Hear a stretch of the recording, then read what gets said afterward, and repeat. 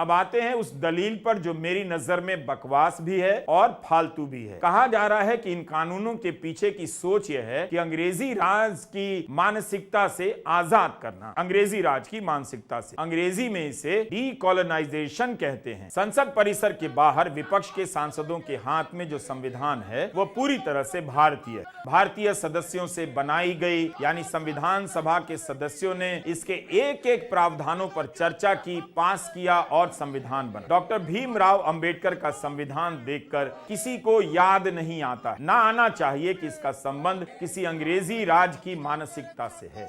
बेशक इसके कुछ प्रावधान पुराने हो सकते हैं, दूसरे देशों से लिए गए हो सकते हैं, या फिर नए संदर्भों में नए प्रावधानों की जरूरत पड़ सकती, लेकिन अचानक किसी सुबह उठकर गोदी मीडिया के चैनल में जाकर आप यह प्रवचन नहीं दे सकते कि भारतीय दंड संहिता को इसलिए हटाया जा रहा है क्योंकि यह औपनिवेशिक मानसिकता का प्रतीक है। ऐसी बातें बहुत विचित्र लगती हैं। इस हिसाब से तो संविधान के भी कई प्रावधान दुनिया भर की संसदीय प्रणाली से प्रभावित हैं। क्या आप कह सकते हैं कि हमारा संविधान भारतीय नहीं है? डॉक्टर भीमराव अंबेडकर ने औपनिवेशिक कानूनों के बड़े हिस्से के संविधान में इस्तेमाल के आरोप पर 4 दिसंबर 1948 को संविधान सभा में कहा था, संविधान के मसौदे पर लगाए गए इस आरोप के जवाब में कि हमने भारत शासन अधिनियम 1935 का अच्छा खासा हिस्सा इसमें शामिल कर लिया है, मैं जरा भी सफाई नहीं देना चाहूंगा। इस किस्म के आदान प्रदान में कुछ भी लज्जाजनक नहीं है। जो पुरानी हमारी आईपीसी और सीआरपीसी वो एविडेंस एक्ट था, उनमें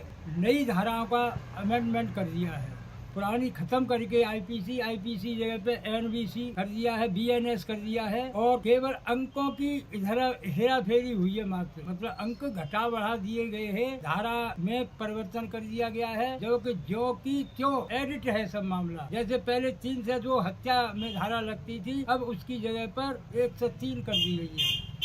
उसी प्रकार से जो अटेम्प्ट टू मर्डर होता था 307 होती थी, उसकी जगह पे 1 से 9 कर दी गई है। जैसे मारपीट की धारा अमूमन पहले 323 लगती थी, उसकी जगह पे 1 से 15 कर दी गई है। ऐसे कुल मिलाकर के धाराओं के अंकों में परिवर्तन कर दिया गया है। डेफिनेशन समान है, कोई अंतर नहीं है। सजा का प्रावधान भी सेम ही है, लगभग सेम ही है। कुछ में सजा का प्रावधान बढ़ा दिया गया थोड़ा, वो किसी में कम कर दिया गया है। उसी प्रकार से सीआरपीसी तो यों की तो है, उसमें कोई खास अंतर नहीं है, केवल धारा ही बढ़ा दी गई, प्रोसीजर वही है। जैसे सीआरपीसी एक सीढ़ी होती है, तो हमारी विधि व्यवस्था में जो सीढ़ी है वो ज्यों की त्यों है। कुछ डंडे बढ़ा दिए गए, ऊंचाई कर दी गई है, कुछ डंडे नीचे कर दिए गए, नीचे कर दी गई। एविडेंस एडिट है, जैसा का तैसा है, कोई उसमें फेरबदल नहीं है। मेरी राय में तो इसके होने से प्रशासनिक अधिकारियों को, हमारे न्यायिक अधिकारियों को और पुलिस प्रशासन को काफी दिक्कतों का सामना करना पड़ेगा, क्योंकि इन तीनों एक्टों को पढ़ने के लिए टाइम चाहिए, समझने के लिए टाइम चाहिए और काफी मेहनत करनी पड़ेगी। इससे मैं ज्यादा संतुष्ट नहीं हूँ जैसे ये हेरा फेरी हुई है। गुलामी की मानसिकता या अंग्रेजी मानसिकता की गुलामी से आजादी टाइप की बहस से कोई फायदा नहीं। अगर आपके अधिकार कम होते हैं, पुलिस को ज्यादा पावर मिल रहे हैं, तो इसका मतलब है अंग्रेजी राज की तरह ही स्टेट को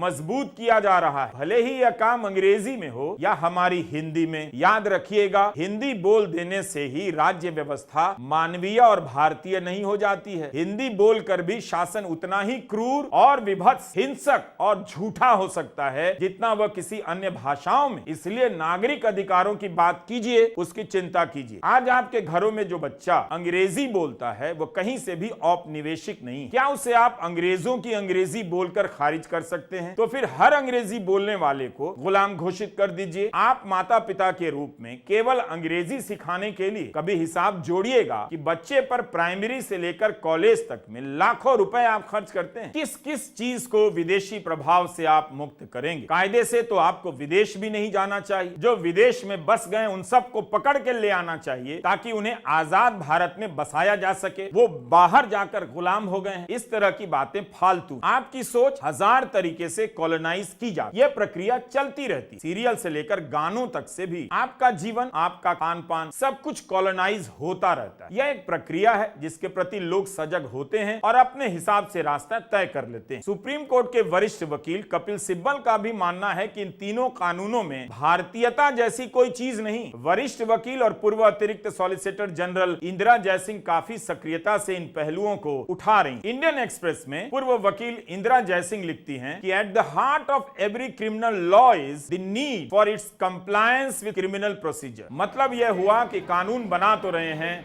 उसे लागू कैसे किया जाएगा, उसकी प्रक्रिया क्या होगी, सब कुछ इस पर निर्भर करता है। तो इस पर ठीक से विचार विमर्श आप कीजिए। इंदिरा जयसिंह कहना चाहती हैं कि आपराधिक कानूनों में नागरिकों को जीवन और स्वतंत्रता से वंचित करने की शक्ति होती है। ये बेहद जरूरी बात है, ध्यान से समझिए, गंभीरता से लीजिए। इंदिरा जयसिंह कहती हैं कि किसी व्यक्ति को जीवन और स्वतंत्रता से आप वंचित नहीं कर सकते, यानी जेल में नहीं डाल सकते, फांसी पर नहीं लटका सकते। आर्टिकल 21 भी कहता है कि ऐसा आप यूं ही नहीं कर सकते, इसके लिए कानून ने जो प्रक्रियाएं तय की उनका पालन करना। भारतीय दंड संहिता और क्रिमिनल प्रोसीजर कोड CRPC के जरिए इसकी पूरी व्यवस्था बना दी गई ताकि आप सुरक्षित महसूस करें। लेकिन 1 जुलाई से यह सब अतीत होने जा रहा है।